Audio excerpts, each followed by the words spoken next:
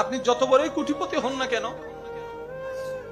বিদেশে প্রবাসে আমরা সবাই কিন্তু ফকির, এই কথা সবাই বলি।